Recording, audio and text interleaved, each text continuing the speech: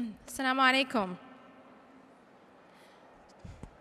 أعوذ بالله من الشيطان الرجيم. بسم الله الرحمن الرحيم والصلاة والسلام على رسول الله وعلى آله وصحبه أجمعين. رب اشرح لي صدري ويسر لي أمري واحلل عقدة من لساني يفقهوا قولي. I was asked to talk about a very important topic that is very, very relevant right now, and that was this concept of لا تحزن إن الله معنا. Do not despair, do not be sad, do not lose hope, for Allah is with us.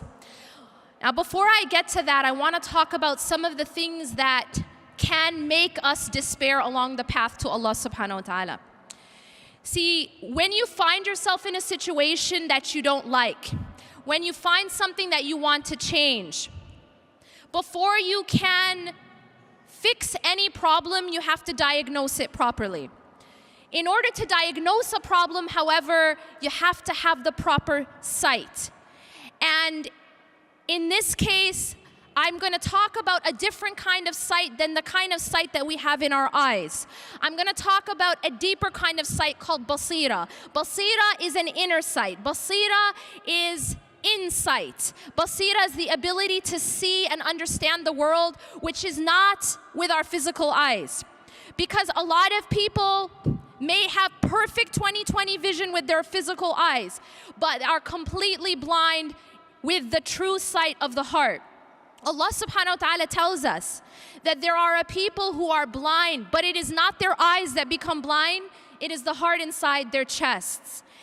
See, the thing is, a lot of us believe that we understand and comprehend the world through our physical eyes and our mind. But in reality, Allah subhanahu wa ta'ala tells us that the heart is the apparatus by which we see the world. It's the apparatus by which we comprehend and understand the world. And that's why Allah says, لَهُمْ قُلُوبٌ لَا يَفْقَهُونَ بِهَا, that they have hearts that they don't understand with.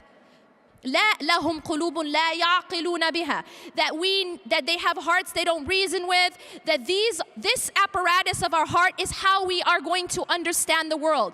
And if the heart is warped, if the heart is covered, if the heart is not working properly, then our understanding and sight of the reality around us is not going to work properly. And that's why Allah warns us about this kind of blindness, the kind of blindness where the heart is blind. Right now, we are facing a situation with a lot of confusion. Right now, when we look around us, it looks dark. And it's hard to know which way to go. Different people saying different things. Who am I supposed to believe? Which group am I supposed to follow? Which website am I allowed to read? And so there's a lot of confusion. And whenever there's confusion, you are not going to find your way by simply giving that task to someone outside yourself. Yes, we need to seek knowledge. And yes, we need to seek the people of knowledge. But I'll tell you this.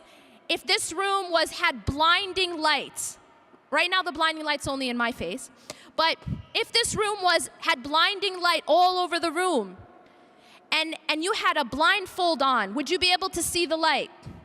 The answer is no. Unless you are able to see, unless you remove your blindfolds, you cannot actually see what's in front of your face. So this is a role that no one can do for you.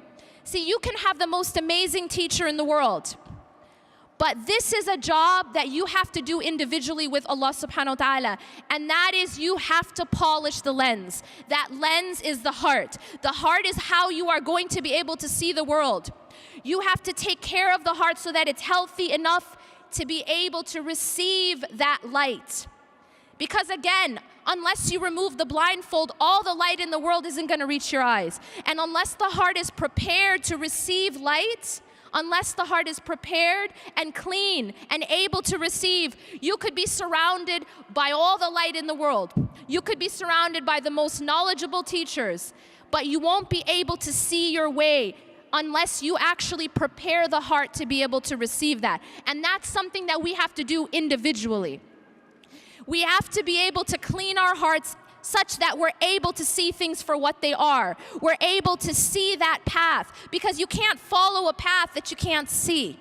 You have to be able to see right from wrong. We have to be a people who constantly ask Allah subhanahu wa ta'ala, Allahumma arina al-haqqa haqqan warzuqna ittiba'a. Oh Allah, show us truth as truth. Because there's so much confusion. وَأَرِنَا الْبَاطِلَ بَاطِلًا وَارْزُقْنَا الشِّنَابَ. And let us see falsehood as falsehood and bless us with staying away from it. One of the biggest problems and the first problems is that we don't see things for what they are. We are confused. We are not able to distinguish right from wrong, black from white, up from down. And until we clean the lens, we won't be able to see that and we won't be able to diagnose the problem. Now, in order to take care of that lens, we have to clean it. We also have to protect it.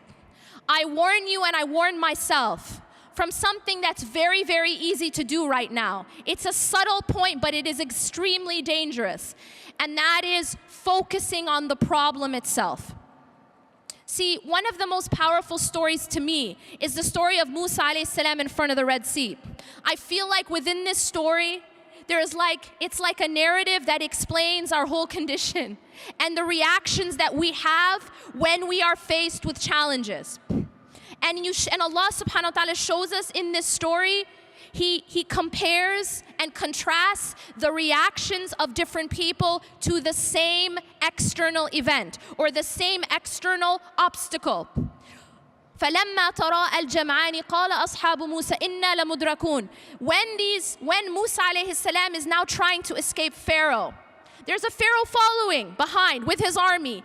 And now him and his people are they're in front of the Red Sea. And there's an army behind them. And this is a superpower army. And they're a group of slaves. And now they're put in this very, very difficult situation. Do we find ourselves in a difficult situation just now? Yeah, kind of. We have only a couple more days, right? We are in a very difficult situation. And Allah says, when the two groups saw each other, the people of Musa, قَالَ أَصْحَابُ مُوسَى إِنَّا لَمُدْرَكُونَ. The people of Musa alayhi salam said, we will indeed be overtaken. That's exactly how many of us felt after the last election. We indeed will be إِنَّا لَمُدْرَكُونَ. And that's a very natural reaction to being stuck in front of the Red Sea with a superpower army behind you. It's a natural reaction that we had. But I want to tell you something amazing, and that is the reaction of Musa alayhi salam. In that same exact situation, he's looking at the same situation, but his basira, his heart is looking at and focused on something else. قَالَ كَلَّا. He said, no. By no means. The word kalla, as you know, is a very emphatic no way, absolutely not. قَالَ كَلَّا إِنَّ مَعَيَ رَبِّي سَيَهْدِينَ. Indeed, my Lord is with me, and He will guide me through this. The reason why I love this story so much is because this story isn't just a story. It's awesome, it's something we tell our kids, but it isn't a bedtime story. It is a sign, and Allah actually continues to say إِنَّ فِي ذَلِكَ لَآيَةً, that indeed in this is a sign, but most people don't get it. Most people don't understand. It is, you and I are never going to be in front of a large body of water with an army behind us, but we are going to be put in situations where we feel trapped, and we are going to be put in situations where we don't see a way out, and we feel that way just now. We feel that way politically. We feel that way socially to a large degree. But what's so powerful here is how was Musa alayhi salam able to respond in that way? How was he able to say, no, we will not be overtaken. No, I'm not going to be shaken. I'm not even worried that we're going to be overtaken. Why was he able to do that? And the answer is because his focus was not on the problem. His focus was not on the Red Sea, and his focus was not on the army. His focus wasn't on Trump. His focus was on Allah. His focus was that, no, Inna ma'aya Rabbi sayahdeen, my Lord is with me. And if Allah is with you, you don't have to worry. He will guide me through. Allah is teaching us a timeless lesson. We're gonna be put in situations where we feel trapped. That's a promise. We're gonna be put in situations that look impossible. And what also strikes me about his story is that he didn't know how he was gonna get out of that situation. It's not like people were going around splitting seas. This wasn't like a regular occurrence. And yet he did not worry, even though he didn't know how. See, for us, it's easy for us to say, oh, it's no problem because I got a plan, A, B, C, D. We know exactly how it's going to happen. But when you don't have any idea how it's going to happen and you still put your trust in Allah, that is tawakkul. He knew Allah is with me and He will guide me through. Now y'all are going to say, but what about doing our part? I know I'm at Mass. What about doing our part? And the reality is, what's so beautiful about this story is that although obviously Allah subhanahu wa ta'ala was going to save him, Allah still asked Musa alayhi salam to take action. He's asked him to do something. He asked him to take his staff and strike the sea. And so he was still asked to take action. We are still asked to take action. Tawakkul and action are not separate. They have to go together. 𝐁𝐔𝐒𝐒 وَتَوَكَّلْ, as the Prophet ﷺ says, that you have to tie your camel and at the same time your trust is in Allah. Don't think that they're separate. So often I hear this translated as tie your camel and then put your trust in Allah. That's not what it says. It says 𝐁𝐔ِلْهَا وَتَوَكَّلْ. When the man was told by the Prophet ﷺ, tie your camel and put your trust in Allah, the two are simultaneous. We don't work and then depend on our work and depend on our deeds for results. No, we work and we depend on Allah for results. And that's a very, very important point. One of the things that happens a lot, and this is a pitfall that a lot of us activists fall into, is that we put our trust in our own activism. We put our trust in our own activism. And so what happens is when we don't see the exact results that we wanted, we lose hope. Inna lamudrakun. We have that attitude of we're going to be overtaken. But you see, if you put your trust in Allah subhanahu wa ta'ala, regardless of what you're seeing, you know that He's got your back. And that's what happened with Musa alayhi salam. He was told to strike the sea, so he's taking an action. But this is an important point. If I asked you right now, y'all are in, where am I now? Chicago, yeah? If I tell you to go take a large staff or a large stick and hit, Lake Michigan, it's not gonna split. Why? It is not his action which caused the result. Why did he strike the sea? Because it was Allah who told him to. It was part of his worship. Every single thing that we are doing of our activism should be part of our worship. But we should never believe that our opening, that our salvation, that we're going to be saved because of our actions, because of our activism. We don't get saved because of our activism. We get saved by Allah. And this is a very, very important point of our tawheed. To understand it's only Allah who saves us. It's only Allah who provides the opening. He is Al-Fattah. He is Al-Fattah. I'm not Al-Fattah. You're not Al-Fattah. We're not, as organizations, Al-Fattah. We don't change our circumstances. Allah changes our circumstances.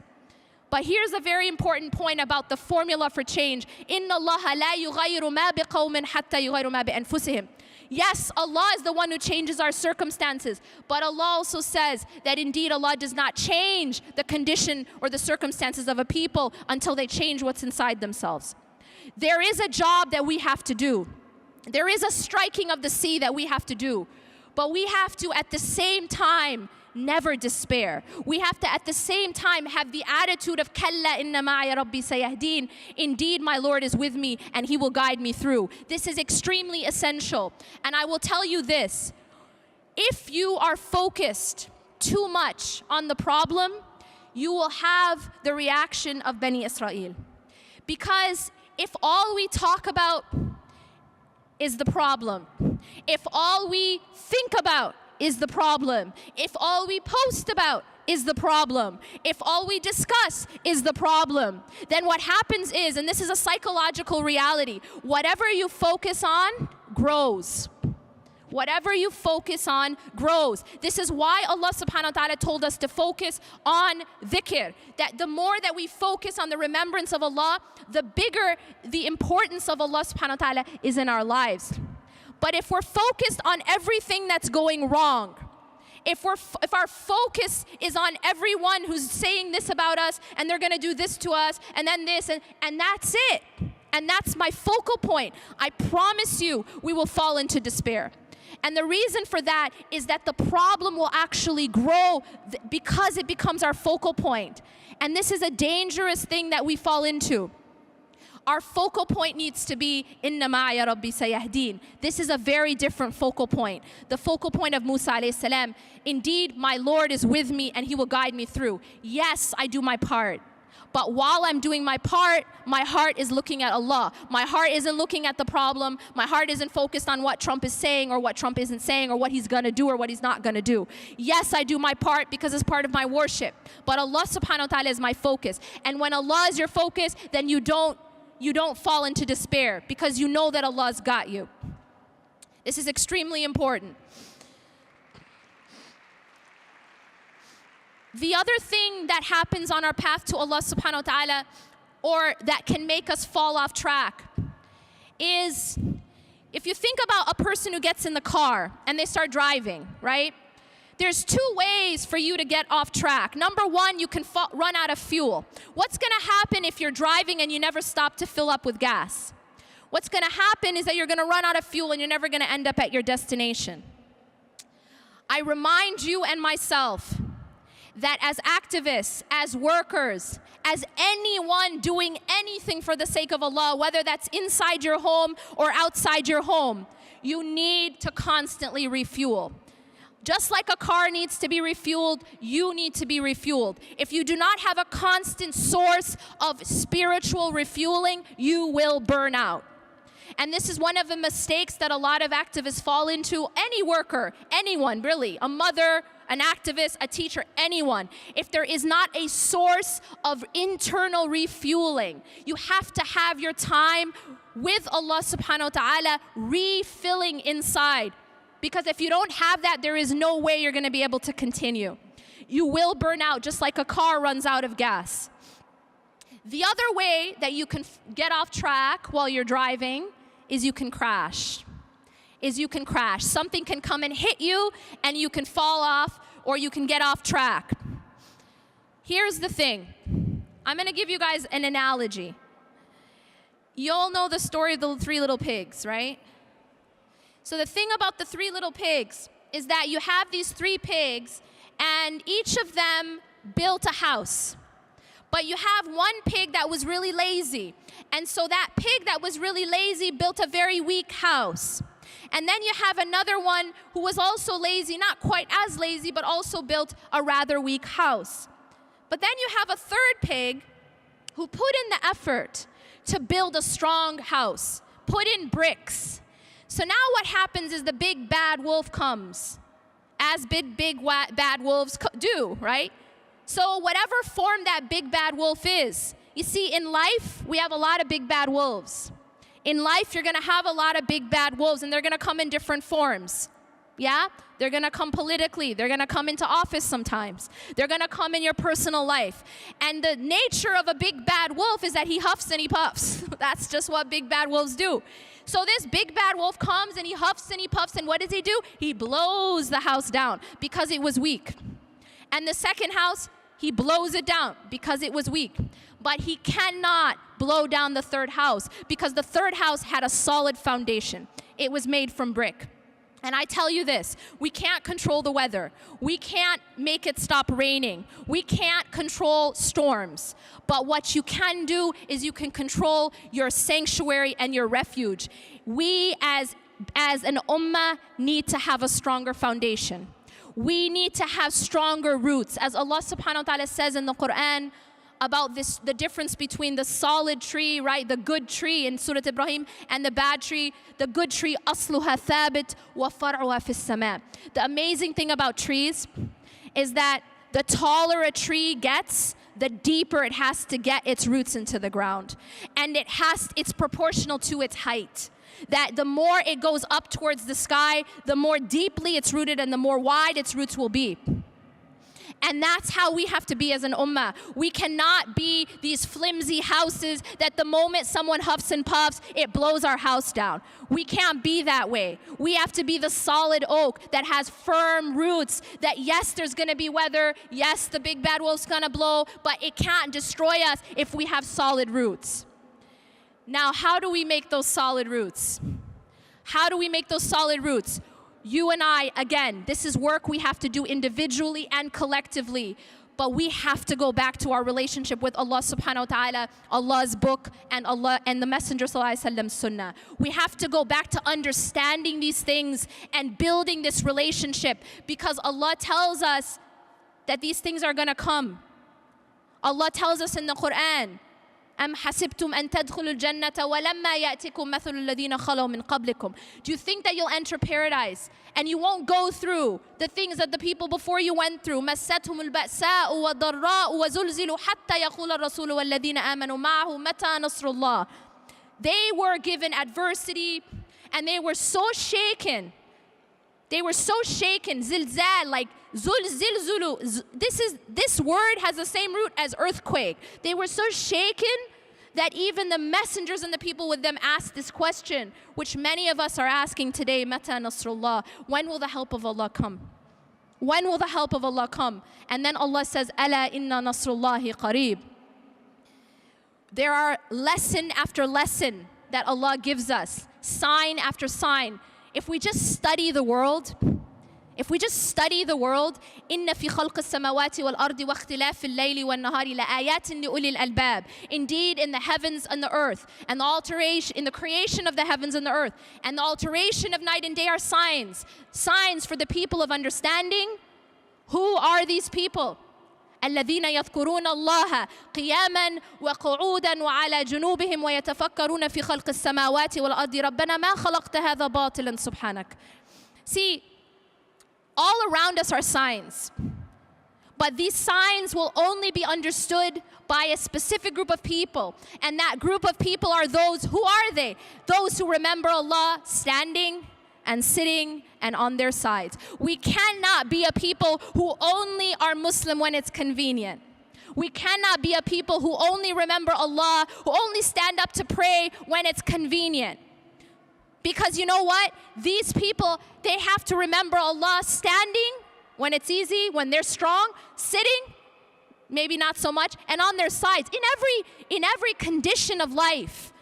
You know, when it's not convenient, like you're at the airport, or you're not feeling it, they're remembering Allah in every condition of life. And unless we are that way, we won't be able to have that ability to read and understand the signs of the heaven and the earth. One of those signs that you'll find again and again all over the universe, in everywhere that you look of the design of Allah subhanahu wa ta'ala, is that growth and change take time. Growth and change take time. A child, a baby, Allah has the ability to develop a child in a week. Why not? A month. But Allah has designed it such that it takes 9, sometimes painful months. There is a sign in that. Allah could have made an oak grow in a year, but Allah has designed it such that it takes sometimes hundreds of years for these trees to get to that height. Allah is teaching us that change takes time, that growth takes time, and it may look like there's nothing changing. You're looking at a tree, you don't see any actual change. But it takes time, and there is a process that happens before change occurs. One of my favorite stories is the story of a woman who was in an impossible situation. She was in the middle of a desert, and she had a child. And there's no one around. What did she do? See, this woman had her trust in Allah, but she didn't sit and wait for water to fall from the sky. She got up and she strove. She ran. She ran from Safa to Marwa, looking for water. But here is what really, really affected me about her story. After she looked at Safa and there's no water, right? She's not seeing anything. She goes to Marwa, she's not seeing anything. Now she's already tried. What do we do in our lives when we've already tried something and it didn't work? What do we typically do? We give up. She didn't give up. She goes back to the same place she already checked. And she, again, doesn't give up. She goes back again. She doesn't do this once. She doesn't do this twice. She does it 7 times. And that is so powerful. That Allah is teaching us. This is one of the sunan of Allah. That sometimes, change and growth, it takes, not only does it take time, sometimes it takes repetition. That you have to keep at something. I was saying yesterday at RIS, you can't say, I did a sit-up. Why didn't it work? I did a sit-up, right? It's not gonna work if you did a sit-up or a push-up, right? You have to do repetition. And repetition is where Allah subhanahu wa ta'ala could have had us just say subhanallah once. Alhamdulillah once. Why the repetition? Why so many rak'ahs? Why 5 times a day? Because Allah is teaching us that change and growth happen through persistence and through repetition and through perseverance. So we can't be a people who just give up because it didn't work. Yeah? Oh, we already tried that. It didn't work. You have to be a person, we have to be a people of endurance. This isn't a sprint. It is definitely a marathon. It is definitely a marathon. We have to have endurance. We can't just give up the moment that something isn't working out. Finally, I want to say this. Part of our path to Allah subhanahu wa ta'ala is our relationship with the Creator, but part of it is our relationship with the creation. One of the principles that you'll find throughout the text is this principle. The way we are with people is how we should expect Allah to be with us. Again and again we're told this principle, that if a person does not care about others, if a person is not merciful with others, then he will not be shown mercy by Allah. That if a person shows mercy for the creation, the Creator will show mercy towards him. There's a hadith in which the Prophet ﷺ tells us parallel after parallel. And in this hadith, he tells us that if you help a person in need, Allah will help you when you're in need. That if you take away, a difficulty that a person is going through, then Allah will take away a difficulty that you're going through in this life and the next. And Allah will continue to help you so long as you help your brother or sister. That we have to be a people of compassion. We have to be a people of mercy. We have to care about the struggles of others. We have to. And that's part of our iman. We are not an ummah of pulling away and saying that I'm just going to worship on my own in private. We have to be part of the society and we have to care about the pain and struggles of others. We have to be at the forefront of this. This is part of our deen. The Prophet ﷺ said, when you see something wrong, you have to try to change it. And it's only if you cannot, then at least hate it in your heart. And that's the weakest of iman. But if we don't even have that, if we don't even hate it in our hearts, then that's a problem with our iman. We have to be a people of compassion. And we have to be a people of hope. Allah subhanahu wa ta'ala has told us again and again in the Quran that we're going to face struggle. I'm going to end with this. It's one of my favorite du'as in that it encompasses how a believer's state should be in hardship, how a believer's response should be in difficulty. And that is Ayyub alayhi salam. He had gone through struggle after struggle after struggle, test after test after test. His health was tested, his wealth, his family. And in the midst of his pain, he calls out to Allah subhanahu wa ta'ala and says, Anni massani ad-durru wa anta arhamur rahimin. The reason why this moves me so much is because on the one hand, he is acknowledging his pain. He is acknowledging that it's difficult right now. That indeed, Anni massani ad-durr, that indeed hardship, calamity, difficulty has befallen me. He's not pretending, but he is acknowledging his pain. But in the same breath, he is also has complete and full hope in the mercy of Allah. Wa anta arhamur rahimin. Even while he is in the midst of his storm, he hasn't been saved yet. He's in the midst of his storm. He's still in the midst of his pain. And yet he still continues to have hope in Allah subhanahu wa ta'ala. A believer may be sad, But a believer never despairs in the hope and in the mercy of Allah subhanahu wa ta'ala. أقول قولي هذا واستغفر الله لي ولكم إنه غفور رحيم. سبحانك الله وبحمدك أشهد أن لا إله إلا أنت أستغفرك وأتوب إليك. والسلام عليكم ورحمة الله وبركاته.